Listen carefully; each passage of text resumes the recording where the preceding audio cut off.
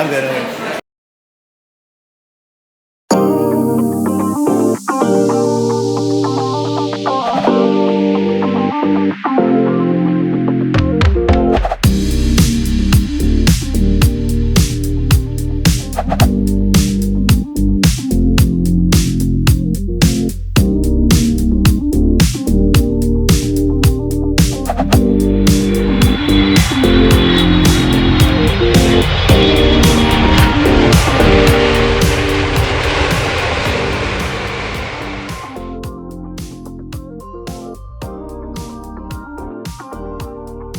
Welcome, food travelers. I'm Simon. And I'm Micah.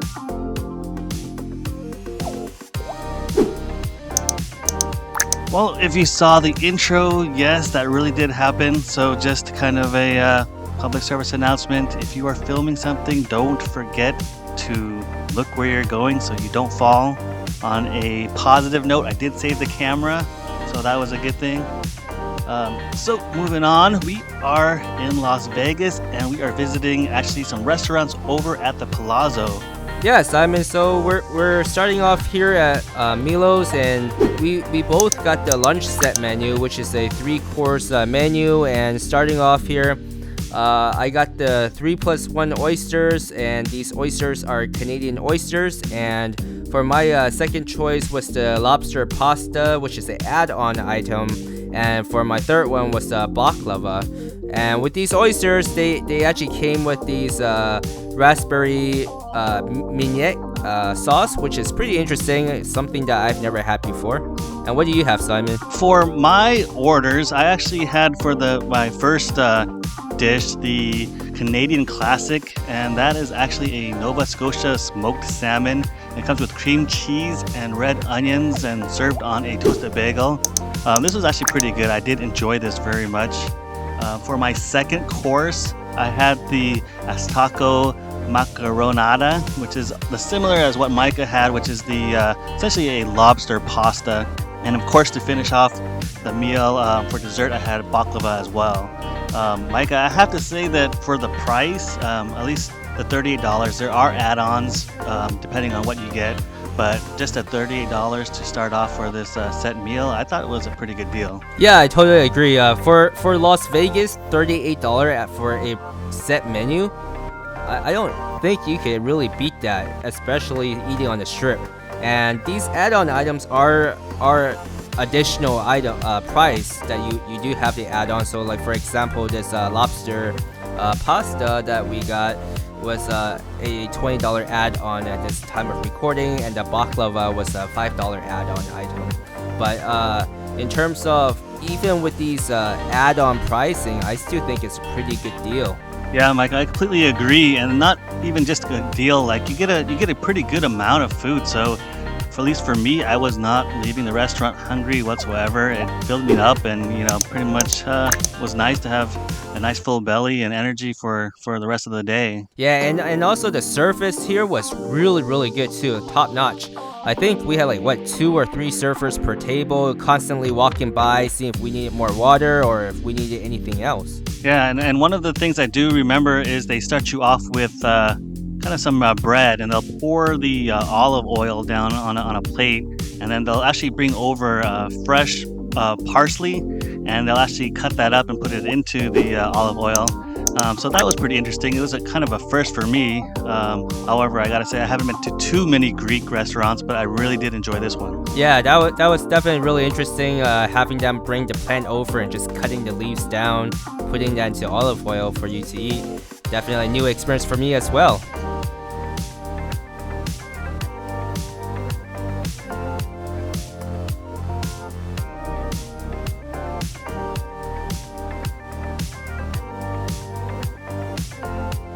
And after lunch, we actually headed over to the Bellagio Observatory. Yeah, the conservatory, it's a place that we always go to because there's always just something really awesome to look at.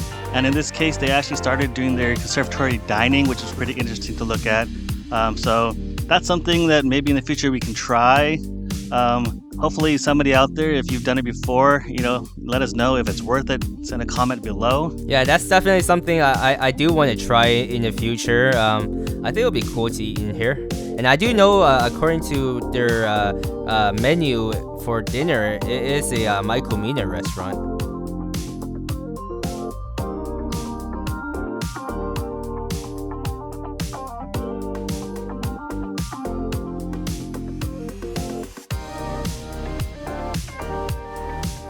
And after strolling around Bellagio Conservatory, we headed down to Palazzo for dinner.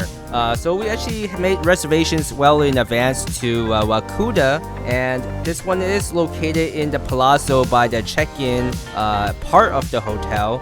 And if you were to look for this restaurant on the Google Maps, it will actually take you in circles. It kind of took us around, walking around for a while there. Yeah, this one took us a little bit to kind of find.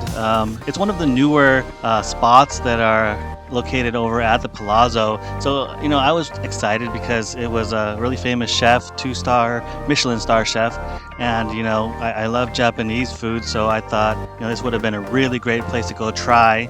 So, of course, we went to go try it, but like Micah said, we had a little bit of trouble because it's kind of located away from the casino floor itself. And so you kind of have to do some exploring to go find it if you're not familiar with it quite yet. Yeah, and like I mentioned, we did make reservations to this restaurant, but as you can see here, starting off in the restaurant, we're sitting in the lounge slash bar area, and they actually put us in here saying that our table was not ready yet, so we actually sat there for like 30 or 40 minutes, Simon? Yeah, it was at least a half an hour.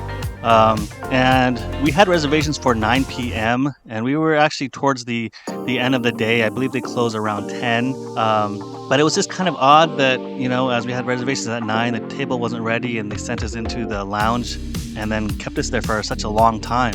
I thought it was really, really odd. Yeah, I kind of felt like they forgot about us, or they're just not, maybe because they're so new, they're just not ready. But it was odd too, because when we were eating in the main dining room, you could see lots of empty tables around, and the service was actually pretty good. We had at least two servers constantly checking in on us, seeing if we needed anything or if we just needed more water. Yeah, coming into the main dining room, it seemed really odd because there was a whole bunch of empty seats. I don't know, it didn't seem like there wasn't enough staffing, but it just seemed like for some reason we had to sit and wait for a table even though there were tables there. But anyway, what did we order, Micah? Yeah, so some of the items that we did order was the sashimi platter. We also got a couple rolls, which is the tuna roll, the toro roll. We had this Canadian lobster that you may have seen at the beginning of the video. And that Canadian lobster was something that I saw in the menu way before we came, and it looked really interesting to me. It's marinated in citrus and vinegar with sea asparagus and also shellfish vinaigrette. And another item that Simon ordered was the uni with marinated egg, and those unis were from Santa Barbara. Overall, like you might have seen in the title, we spent about $600 here, so it was a good chunk of money. And Micah, I don't know, I wasn't impressed enough for that price. I think there is far greater areas where you can spend much less than that and get equal or maybe even better sushi than what we had here. So I was pretty disappointed overall. The sushi itself, it was good, but not great to justify that $600 price. I totally agree. Yeah, I felt like I was kind of ripped off. And I do understand it is a new restaurant. It's a 2 Michelin star chef. You got the Vegas premium, but this is kind of outrageous pricing in terms of the amount of food that we got, and quality is there, but it's not like mind-blowing, I would say. It's good. It's just not there. I like Simon said. Yeah, expectations were much higher, and this definitely did not reach expectations. So it was just something that left a kind of a, you can say, quote unquote, bad taste in my mouth. But at least not for a while, Micah. I am not planning to return anytime soon. So I would be happy to take at least my half, the $300, and go spend it at somewhere else where I might enjoy the food much more. Yeah, I agree. And another thing to note here is they did have a tasting menu that we did not get to try. And the reason for that is they do not serve the tasting menu after 9 p.m. So I think if they sat us down earlier, we might have been able to try it, but who knows, right? Yeah, that's a question that was always in my mind, whether or not we were able to get it.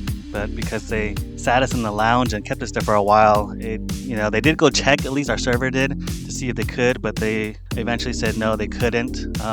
Also, something else to note is that the kind of the interior environment, it felt kind of like a club vibe. It was really loud. The music was just kind of bumping and bumping. And so as we were talking with the server, I can barely hear her. Granted, she was kind of soft-spoken herself, but just a combination of her being soft-spoken and the music just bumping so loud, it just made it like this club vibe that made it difficult to hear everything. So overall, not the best experience for that price, Micah. Yep, I concur. Definitely would not be back there. And yeah, maybe eat something before you come here. And to wrap up this video is our notable. For this notable goes to Wakuda, and this is the Canadian lobster. This was my notable because it's so refreshing. The way they paired everything up with this lobster, it just tasted really great. So if you are to come to Wakuda, this would be the dish to get. I can't really say for anything else there. If you've enjoyed the content you've seen, don't forget to support the channel and hit like and subscribe. And if you want to see additional pictures of food and our travels, go over to our Instagram page and follow us there. Thanks for watching.